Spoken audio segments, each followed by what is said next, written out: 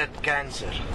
Look, for instance, at the process that was presented by, for instance, Brandon Bayes and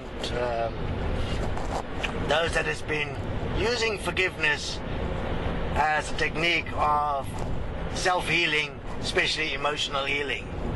What is emotional healing?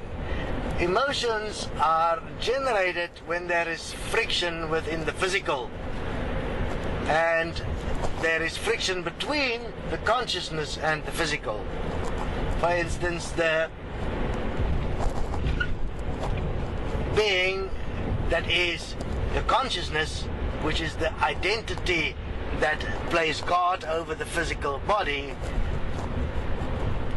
is abusing the physical body because it is attempting to form the physical body, for instance, in a way to attract other physical bodies to have a consciousness relationship with them, because relationships in essence, in terms of sexuality and so on, is not a physical thing, it is a consciousness thing. It is seeking somebody to love, or is experiencing rejection to such a degree that it feels it is invalid. Then that whole state of energy, which is consciousness, because consciousness is formed from the energetic production of the cells of the world system is the same. The world system exists because of the humans that produced the energy, the movement within the world system, which is then measured with money, for instance. The same thing happens within the being that is now compromising its relationship between consciousness itself and the physical body. It is compromising the way that the energy, the food, the support in the body is moving, and that will cause then an uprising in the physical. That means the cells at an individual level will start to come together and say, okay, I'm no longer supporting this political dispensation of this identity. I want to change in my world. And then that uprising, when it goes out of control, you will have a mutation. That means a complete resistance to the consciousness occupant of the physical, which is then disease like cancer, for instance. And when that happens, then the consciousness is in severe trouble, and only normally where a being would consider, and that consideration is within the principles of forgiveness, principles of emotional harmonizing. That means to sort out the emotional dysfunctions that is pre-existent within the relationship between the consciousness and the physical. Those people will heal in some cases. It depends. Obviously, it's more like a point of luck, because the approach of sorting out the relationship between the physical and consciousness is not understood, that is actually the point that needs to be considered. So the person applying forgiveness or using emotional healing techniques and so on, they are not considering the cells as individuals, one and equal.